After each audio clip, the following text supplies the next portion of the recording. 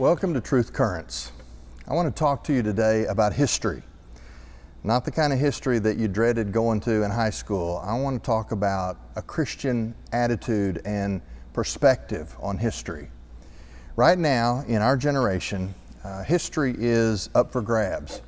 In fact, there's a state representative in Illinois by the name of LaShawn Ford who has argued that Illinois public schools should abolish history classes across the board because they don't adequately portray the contributions of certain special interest groups, and he wants all of the curriculum to be thrown out, history to stop being taught across the state of Illinois until new approved curriculum that meets the standards of a particular special interest group, until those standards satisfy that constituency. He doesn't want us to study history at all in the state of Illinois. We see the same kind of approach happening right now all across our country with the removal, the destruction of statues. I did a little bit of research, and just in the United States over the last few months, more than 150 statues have been removed, most of them by mobs in the middle of riots. We've removed statues that relate to the Civil War, statues of Stonewall Jackson, Matthew Fontaine Maury, J.E.B. Stuart, Robert E. Lee, Jefferson Davis. We've removed statues of some of our founding fathers, including Thomas Jefferson and George Washington. Catholic saints like Juniper Sierra have been removed because even though their history was helping the poor and the indigent, the Native Americans, they don't satisfy the sensitivities of some group, and so they're being canceled. The most interesting thing I found is that not only is Columbus, Ohio, removing the statue of their namesake, Christopher Columbus, but even in the city of Cleveland, Ohio, in their section of town called Little Italy, there is a petition to remove the statue of Columbus and replace that statue with a statue of Chef Boyardee, the chef mascot of a canned goods company. That tells you how far we've fallen from taking our own history seriously, that we would replace an explorer and discoverer like Christopher Columbus with a cartoon mascot for SpaghettiOs. Well, the question is, how do Christians respond? What's the perspective that we should have? Well, if we look at books like George Orwell's 1984, the essence of his book was the way that Oceania, the state, the party in that book, the way they handled history was they were constantly revising it. They were constantly changing it. His book was a reflection of what he saw in the middle part of the 20th century when he saw fascist leaders in Germany argue that if you tell a lie loud enough and often enough, people will accept it as truth. He saw in communist Russia, under Joseph Stalin, he saw that MO perfected as the Stalinists would rewrite people and events completely in and out of history.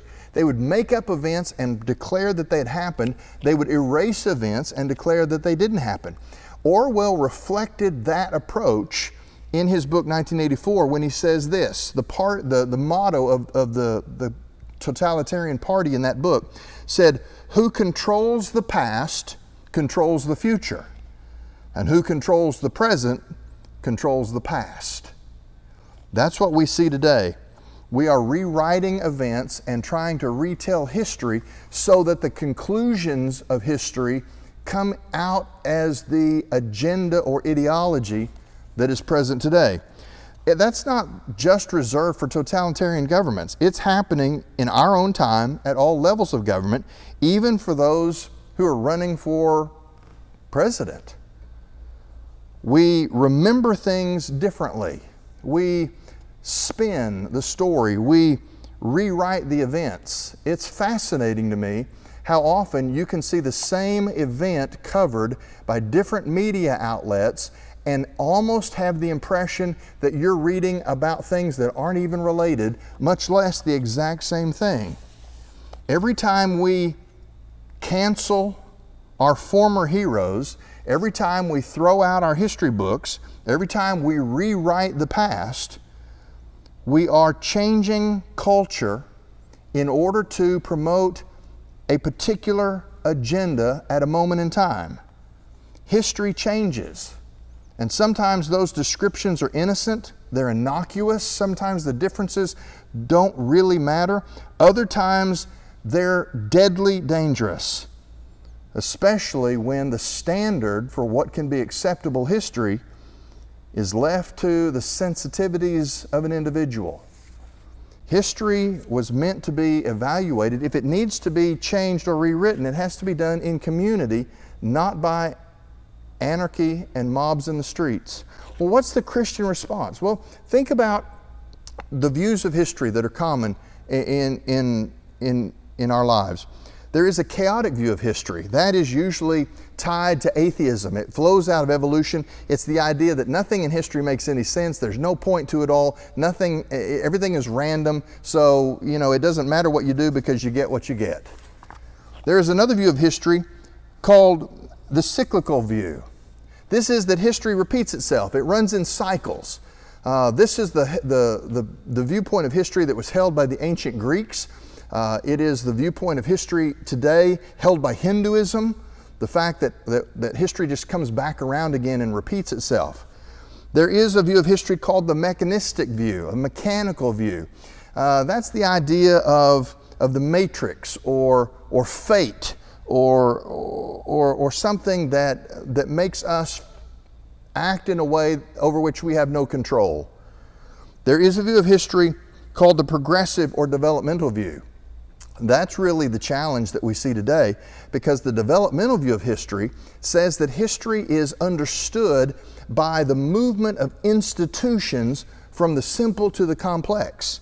That's where Karl Marx wrote his works. He argues that history finds its way to capitalism. Capitalism inevitably gives way to socialism, and socialism finally blossoms into the pinnacle of the development of history in what he called communism. Well, none of those views of history are acceptable for those who are followers of a biblical worldview. The biblical view of history is that it is linear.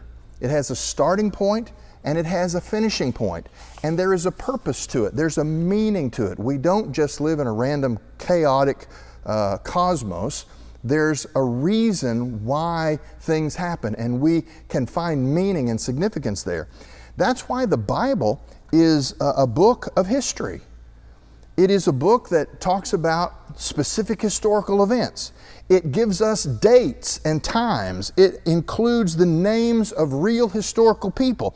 It talks about places. Your Bible in the back has maps. Unlike some of the cults that are common in our generation, cults often have origin stories that are make-believe. There are no maps because there's no archaeological evidence. The Bible is confirmed over and over and over as a book of real history tied to actual historical people who lived real lives in real places and changed real history. In fact, the Christian view of history is that we are supposed to remember those things. I was just thinking through the teaching series on Moses that our church is doing on Sunday mornings, and several passages came to mind. In Exodus chapter 3, verse 15, Moses is at the burning bush, and God reveals something that Moses didn't know, a new name, the name Yahweh, I am who I am. But as soon as he reveals that name, this is what God says. Say this to the Israelites, the Lord, the God of your fathers, the God of Abraham, the God of Isaac, and the God of Jacob, has sent me to you. This is my name forever. This is how I am to be remembered in every generation. God spoke to Moses and identified himself with real people. He was the God who knew Abraham, the God who knew Isaac, the God who walked and wrestled with Jacob. And he said, and I'm giving you, Moses, my name, Yahweh. I am who I am. And I want that name to be remembered from generation to generation. We flip over a few pages, we find the night before the Exodus, the Israelites practiced a dinner that would eventually be an annual celebration called the Passover. In Exodus chapter 12, verse 14, speaking about that dinner, it says, "This is to be a memorial for you, and you must celebrate it as a festival to the Lord. You are to celebrate it throughout your generations as a permanent statute." In other words, God said, this is so significant that I want you to put a marker at this moment in history, and I want you to annually look back at that marker and remember, because history matters. It gives us a context, it gives us a legacy, and it shapes who we are and who we are becoming.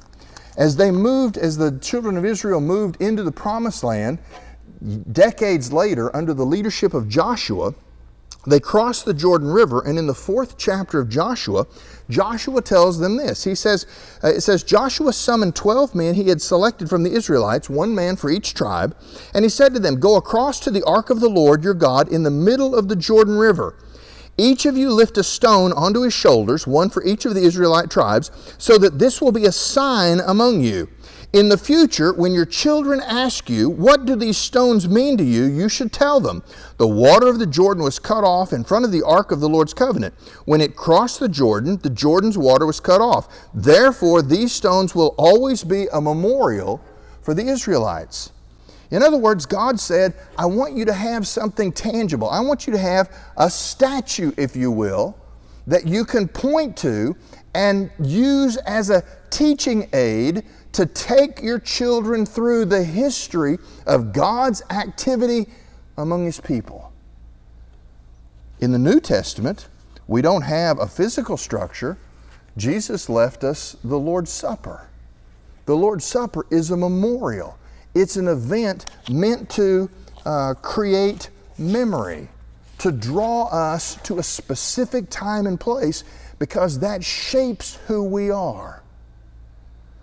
The Bible instructs us to remember history, both good history and bad history. When we go to the prophets, we find plenty of places where Israel is reminded of their bad history.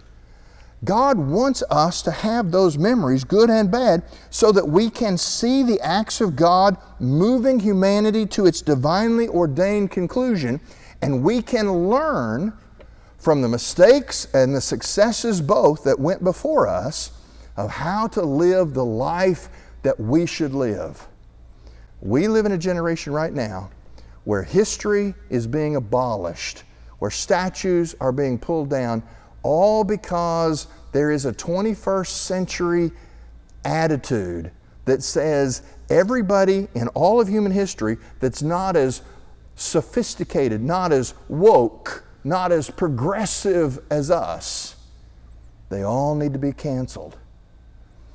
When we cancel history, we lose the ability to assess not only where we've been, but how we can get to where we're going. I believe that ignorance of the past is satanic in its origin, because memory is a Christian virtue. Find your children or your grandchildren or your nieces and nephews, and this week tell them a story about who they are based on where they've come from. Teach them to remember the past so that we can make sense of the present and we can move with confidence into the future. That is a biblical perspective on statues. This is Truth Currents.